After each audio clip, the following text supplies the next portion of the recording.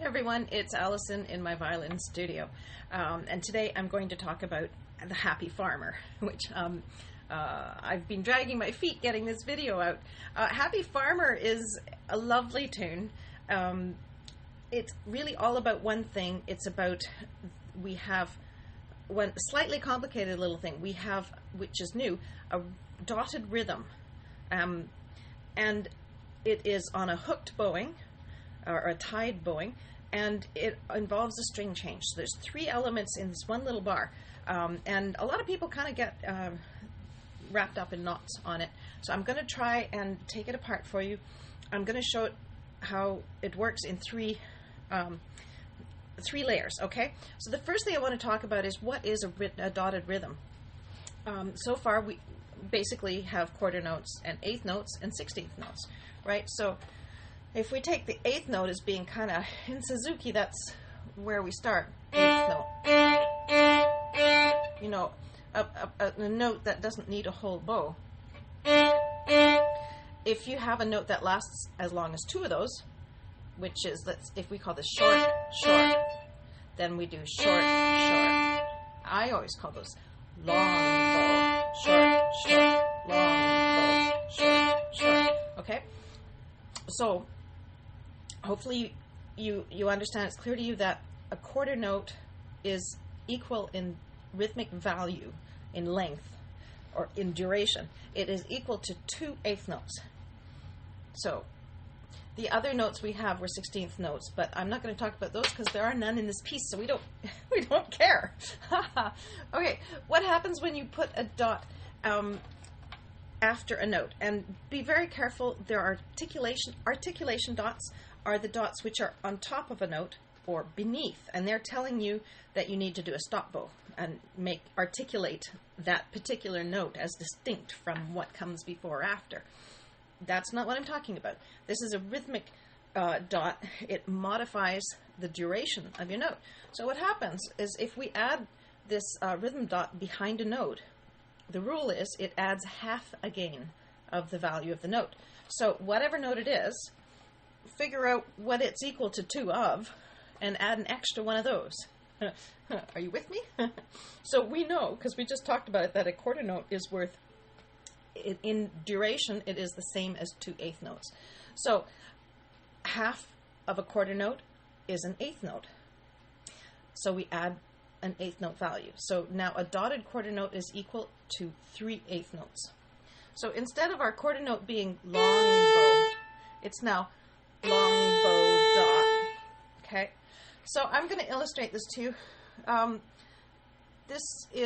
going to play 2 quarter notes tied or slurred together twice in a row, and going back down.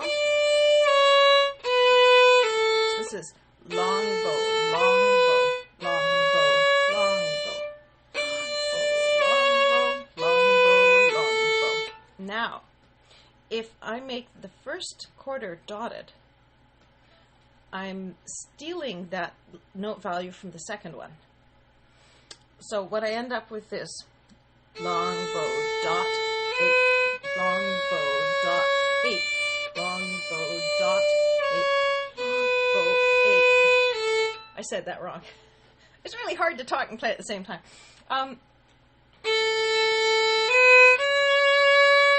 So what we've done is we've jigged it. We've lopsided it. We now have one that's longer than the other. Okay, that's the long and short of it. So that's still not exactly what we have in the Happy Farmer. What we're doing in Happy Farmer is remember about the articulation dot where you have to separate that note and make a stop bow on it? Now, so we have a dotted quarter and then it's followed by an eighth, and that eighth needs a stop bow. So instead of doing, we need to do this. Long bow stop. Long bow stop. You see what I'm doing? I'm actually on the dot, the duration, which is the dot that we added, long bow dot. Instead of playing straight through it, I'm going to stop the bow on it, and that's where I'm putting my stop bow. Long bow stop. It gives me a brief moment to place my next finger, and then I play 8. Place long bow dot, play, long, bow, dot, play, long, bow, dot, play. Okay, do you see that? So, now we have a dotted rhythm, and we're doing a stop bow, which we're placing on the dot itself. That still is not what we've got in the first bar of Happy Farmer. In the first bar of Happy Farmer, we also have string crossings. So now I'm going to play the real notes and show you. We now use the stop bow on the dot. That moment is kind of when there's no sound, not only for finger placement, but actually what we do first is string change and then finger placement. Okay, so what we have is long, bow, dot, going over to A, change my finger, and now don't forget this, it's down again. Good. Now third finger, long, bow, dot, roll over, up. Just do this with me in the air a couple times. Long, bow, dot, down, long, bow, dot, up, or down, stop, down, up, stop, up. What I find, everybody gets, there's so much to think about in this little motif, or motive, I guess you call, that it's easy to forget. You get to the dot and you do your, stage management. That's what I call it, this part. And then you can't remember what bow direction you should go in the next one. So just practice it. Down, stop, down, stop, up. You need your arm to know that that's what's going to happen. So from the beginning of the first bar with the pickup, stop, over to A, place 1, let go of 3, down again, up, stop, back over, swing your elbow, place your third, and up bow. Good, that was great. Now we go to the A string. Now the next bar has a few challenges of its own. What I love about this piece is that you get these little open E's, which allow you, of course your bow has got to go over to the E string on time for that note, but now you don't need your left hand while you're playing that open. So your arm can kind of swing a little bit independently of the note. Watch. You see, especially going back to the A string, I can kind of use that open E. My elbow came back for the E string level. And now my elbow is, even before my bow is ready.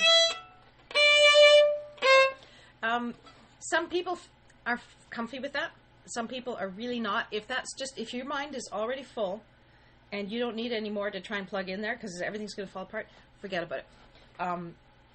But you might just,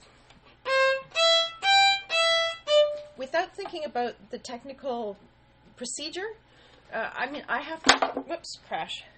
I have to tell you kind of what the procedure is word by word because otherwise you don't know what I'm talking about. It doesn't mean that you have to talk to yourself in quite such detail. You can just kind of do, oh, okay, there's a groove to it. That's what it feels like. I can get that little swing in there. It's kind of cool, right? That's perfect. You want these things to kind of take care of themselves. That's the object of working on all these things separately, is that you master each individual thing, and then your arms kind of take over and say, okay, I can do that. I'll get that in on time, boss. Don't worry about me. All right, so go back to the beginning. Now I'm going to run this together a little more quickly. Stop, down, stop, up. Stop, up. Again, with the swinging. Okay. Here, these two open strings are kind of like an ornament. That's really the melody. It's like, yeah, it's like a guitar backup.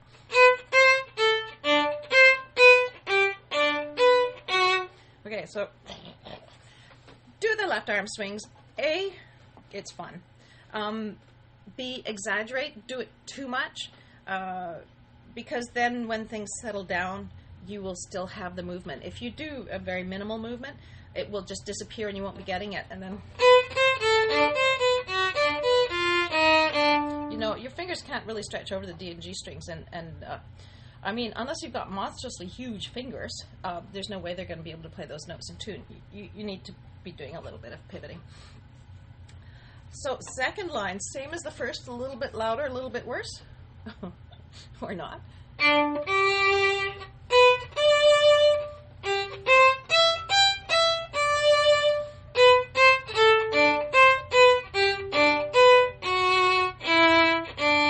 Third line. Now, that's got a mezzo forte on it. Honestly, I'm looking also at this old edition that I've lost. Oh, I've completely lost it. Okay. There are some differences with some of the old editions.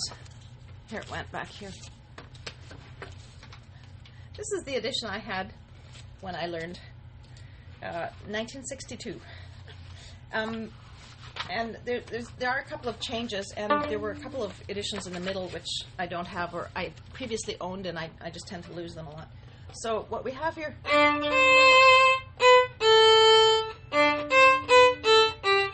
that was the original, and I'm not sure what was in the interim, but in this new edition,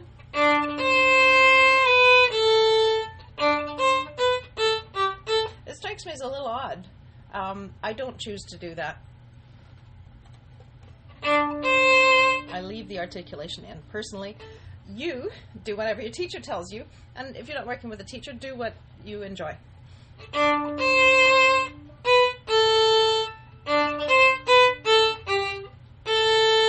You can do. If you're really, really, really, really good with a fourth finger. Personally, my feeling is this is still the Suzuki first book. I think it's asking too much. There's a considerable amount of technical adjustment that goes with fourth fingers. There are spots where I get all my students to use their fourth fingers in the minuets, and we use them in selected spots. But this is a long note. You're going to have to adjust the position of your hand, and it's probably going to be ugly unless you can vibrate on it. So personally, I think, and going back to the original, Dr. Suzuki simply had an open string on that, and I really feel that that is an appropriate solution.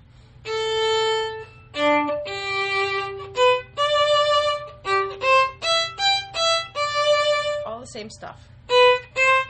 Arm swinging.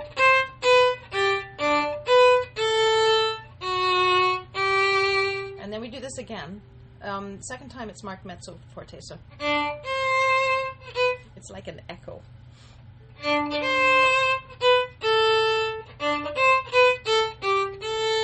then loud. Excuse me.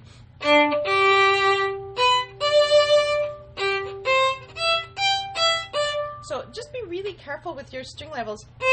Keep in mind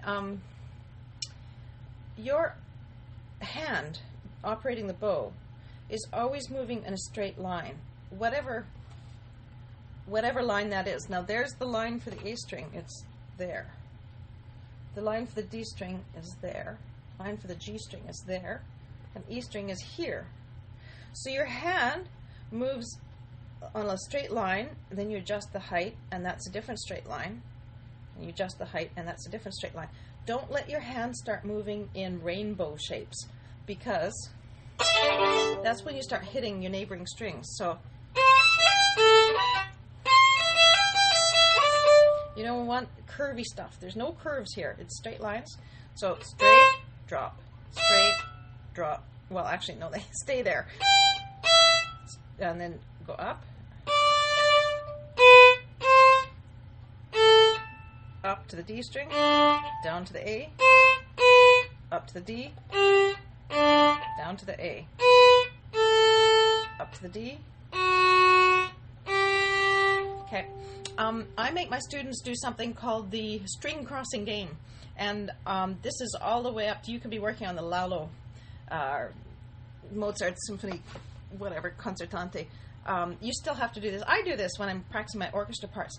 Your brain needs to know exactly where is, the arm needing to move. So the string change game is whatever piece you're working on, you have to stop before you change your string crossing. before you do a string crossing. Okay, and if you're doing something,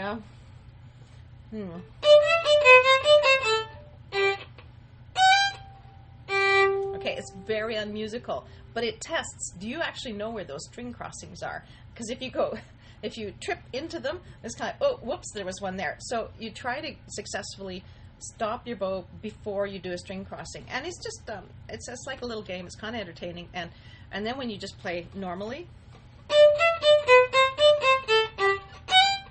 it's amazing to what degree your arm just kind of, at the right moment, goes to the right height, because it's like now your brain and your arm are communicating really well. And, you know, all is happiness and harmony in the violin world of your arms. So I think we just about got through that.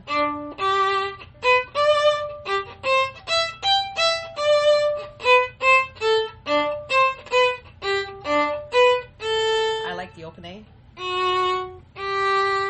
Yeah, don't worry about using fourth fingers. There's a lot of really important things.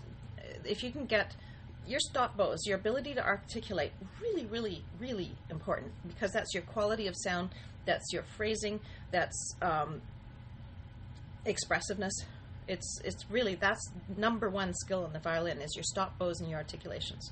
And number two is your bowing patterns, getting string crossings, and then you have how to coordinate finger placements with bow movements. That's a lot of really complex stuff. Take your time, master it. The fourth finger will be a piece of cake when you get around to it if your mind is not obsessed with all this other stuff, right? So don't try and focus on more stuff than you can manage at one time. You know, just throw things overboard. You'll get them later. Okay, so I hope that helps. I will also do a clip of just playthroughs, a slow one and a quick one. All right, have fun.